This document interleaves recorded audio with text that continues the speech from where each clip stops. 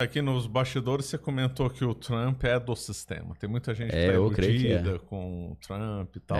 Como é que você vê, então, o Trump? Então, um exemplo. Em 1982, o Trump fez uma foto para a revista Time com uma pomba na mão, assim, falando que ele estava se colocando à disposição para trazer paz entre Israel e Palestina. Então, muito antes desse cara pensar em entrar na política, ele já estava querendo se colocar como um salvador da humanidade. E sempre que alguém aparece com essa proposta, eu fico meio preocupado, né? Não só por causa da questão geopolítica, mas por causa da Bíblia também, né? Que a Bíblia diz que quando falar em paz, paz virá repentina destruição, né? Então a Bíblia fala sobre essa figura que é o anticristo, e ninguém precisa ser religioso para pensar nisso, porque no final das contas, o que o personagem anticristo vai fazer? Estabelecer paz entre Israel e Palestina e ajudar a reconstruir o templo de Jerusalém. Quem se propuser a isso pode ganhar um apelido de anticristo. Ele está querendo isso desde 1980. Então aí eu fico, né, na própria Trump Tower lá tem uma Arca da Aliança, né? Ele tem homenagens lá em Israel. Você acha que ele ganha a eleição? Então, eu achar não vai fazer diferença nenhuma, eu sei, né? Mas é pelas suas avaliações. Essa semana o Stanley Druckenmiller, né, que é um bilionário aí, é chamado de GOAT, né? Que é Greatest of All Time, né? O maior de todos os tempos. Pra galera ter noção, quase ninguém conhece o Stanley Druckenmiller, mas o Stanley Druckenmiller, ele administrava a fortuna do George Soros. O George Soros, que é águia dos investimentos, terceirizou para ele durante 10 anos essa gestão. Então, só pra você entender o currículo desse cidadão. Esse cara chegou e falou, ó, 3 indícios que o Trump vai ganhar. Primeiro, a performance do mercado financeiro aponta para uma vitória do Trump. A performance das criptomoedas aponta para uma vitória do Trump. E a performance da Donald Trump, do Trump Media, né? Que é DJT, que é o ticker, né? Que para você investir lá é DJT, né? Que é Donald J. Trump, que é o nome dele, né? A performance desses 3 ativos aí, criptomoeda, a própria bolsa americana, principalmente na área nas ações de banco, e a Trump Media Company, mostram que ele vai vencer, porque o mercado sempre antecipa, né, tendências, o mercado é sempre antecipa. Bem informado, né? Na verdade, a jogada final, no livro novo, tem um artigo em que eu mostro que desde o ano passado o Congresso americano já está se preparando para a vitória do Trump e tentando aprovar várias leis para limitar o poder dele. Eu acho que eles não gastariam tanto tempo assim, esforço político, né, capital político, isso... Não sei se o pessoal que está assistindo entende, né? Mas determinadas coisas para você aprovar tem um desgaste político tão grande que tem que valer muito a pena, né? Porque para você chegar para o seu oponente e falar vota a favor desse meu projeto, você tem que prometer alguma coisa. E promessa é dívida no meio político, né? Então vai ter que cumprir. Então é um custo muito alto.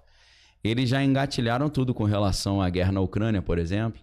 Eles aprovaram uma lei no final do ano passado que... Teoricamente, o Trump não poderia encerrar o conflito na Ucrânia até setembro do ano que vem. Então, ele não poderia fazer o que ele prometeu de encerrar em 24 horas. Né? E perguntaram, como é que você faria? Simples, é parar de mandar dinheiro. Entendeu?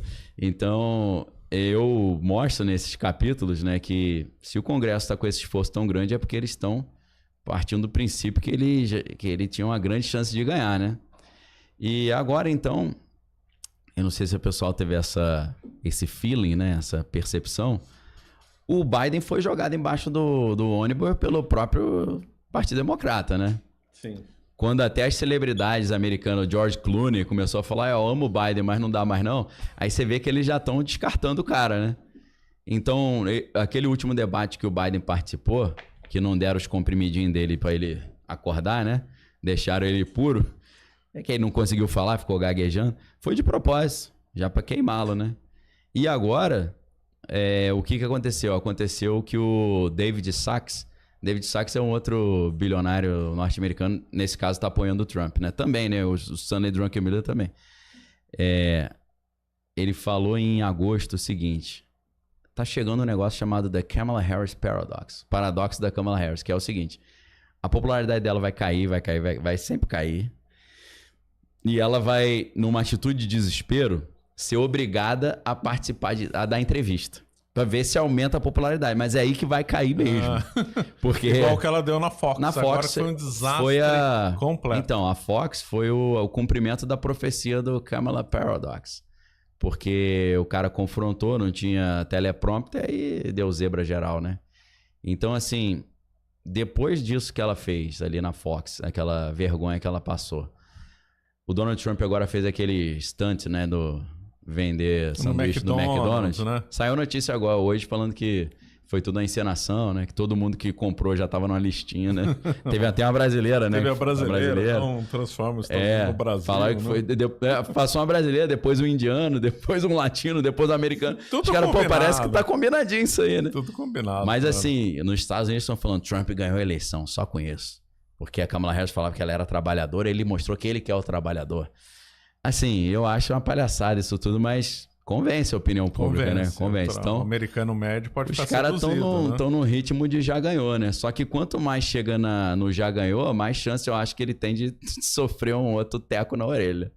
Ou mais por centro, né? Já foram quantos? 3 tentativas? 3 tentativas. Uma teve um caso que ganhou pouca repercussão num comício, deve ter uns 2 meses, que o pessoal começou a passar mal no comício, passar mal, foi pro hospital e teve uma suspeita de uma arma química, né, que foi usada.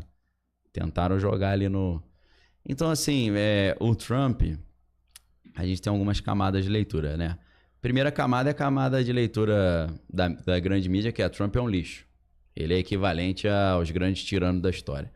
Essa primeira linha, que é o que a elite quer que pense. Uma parte da elite, né? Que a elite não é uma coisa só. A outra camada é Trump vai salvar o mundo da nova ordem mundial e ele vai drenar o pântano, né? Drain the swamp. Tem muita gente que acredita nisso. Ele vai ser o salvador da humanidade com o apoio dos conservadores e dos cristãos. O outro nível é... Não, ele não vai conseguir chegar ao poder porque vão tentar matá-lo e tal, porque o sistema não vai permitir. Agora, um outro nível acima ainda, que onde eu acho que eu tô, é o Trump tá doido pro circo pegar fogo. Porque é aí que ele e o Elon Musk vão sair como os salvadores da humanidade. E eu acho que é esse que é o plano. Acho que é isso que eles querem. Criar problema para vender a solução. Aquela velha estratégia ordo ab caos, né? A ordem a partir do caos. E nada melhor do que um progressista para instaurar o caos, né? Que eles vivem num mindset revolucionário, né? Você pega o Manifesto do Partido Comunista, o último parágrafo fala: nós comunistas não temos o desejo de esconder as nossas reais intenções, que só poderão ser cumpridas com a derrubada violenta da ordem social vigente. Então, para instaurar o caos é essa galera, né? Derrubar a ordem social vigente para eles é o caminho no parque. E eu acho que eles não percebem que eles estão trabalhando para um mesmo grupo, para o mesmo plano. É tipo assim, você instaura o caos, eu ofereço solução e eu chego ao poder com o apoio de todos vocês, beleza? Então, eu acho que é isso, né? Aquela dialética hegeliana de sempre, né? Então, eu acho que o Trump e o Musk estão contando com o caos. Eles estão agindo como agentes provocadores mesmo, instigando, provocando. E eles estão próximos, né? Então, poxa, estão alinhados, né? Eu já tô cantando essa pedra há muito tempo, né? Porque antigamente perguntavam pro Trump: "Ei, o que você acha do Elon Musk?" O cara é uma figura, né? Ele é quite a character, né? Um cara, um personagem. Aí quando o Musk aparece no comício, todo de preto, com a camisa Occupy Mars, né? Ocupe Marte, mas um boné preto escrito Make America Great Again, né? Aí ele falou: eu não sou apenas um MAGA, né? Um Make America Great Again. Eu sou o Dark MAGA.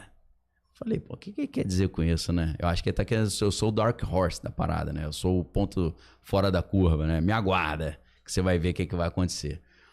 Então essa dupla aí, eu tava hoje na minha live, faço live todo dia, meio-dia, né? Todo dia não, de segunda a sexta. Eu tava comparando Eu tava comparando Pisístrato, né? O tirano grego.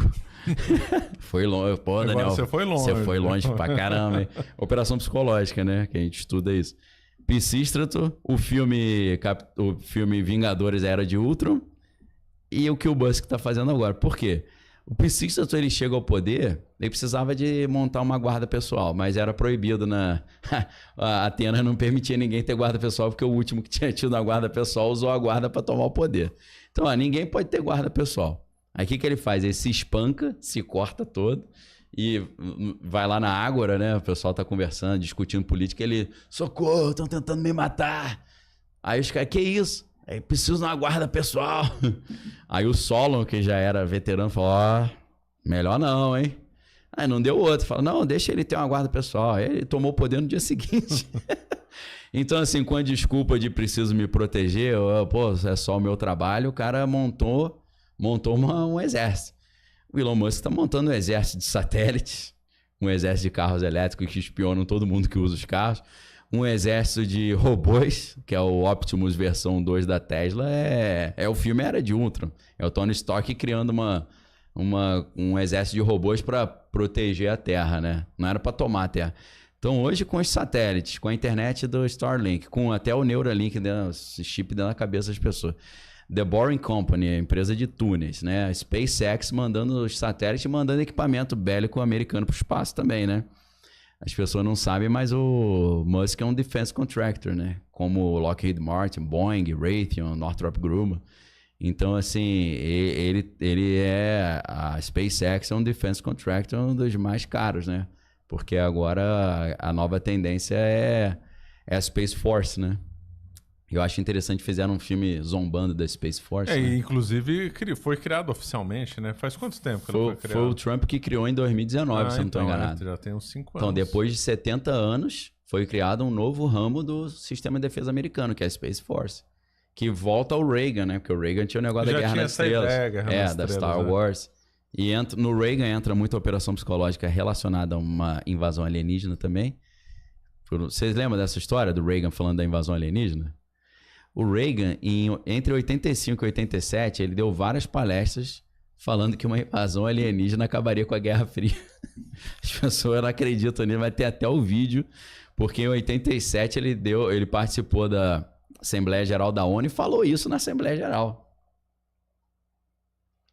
Na verdade, ele tinha tido uma conversa na Suíça, que era território neutro, com o Nikita Khrushchev.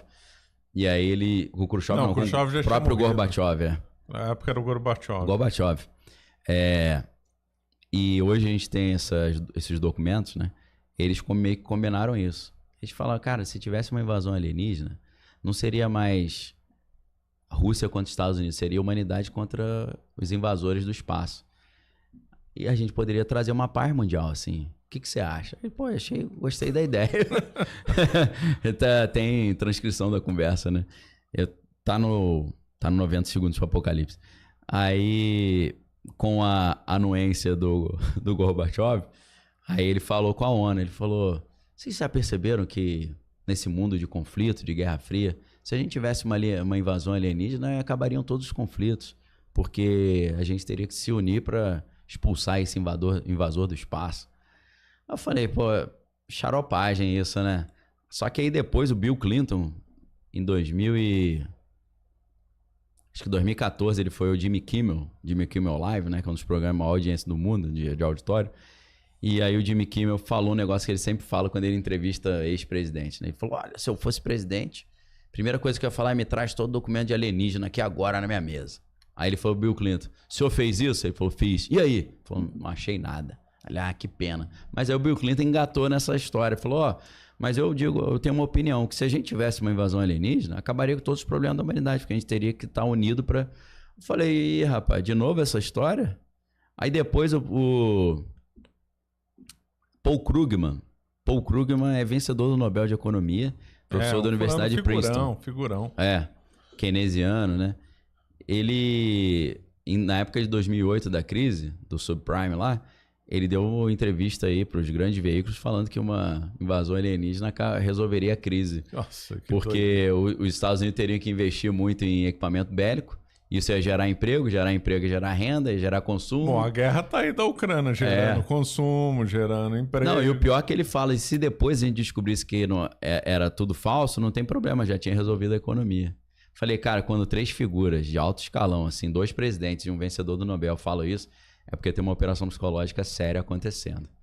E aí, então, a gente não tá no tema alienígena ainda, né? Se você quiser entrar, mas pra mim vai nessa linha aí. Né? Ele tem uma operação rodando aí, que eu chamo Operação OVNI, né?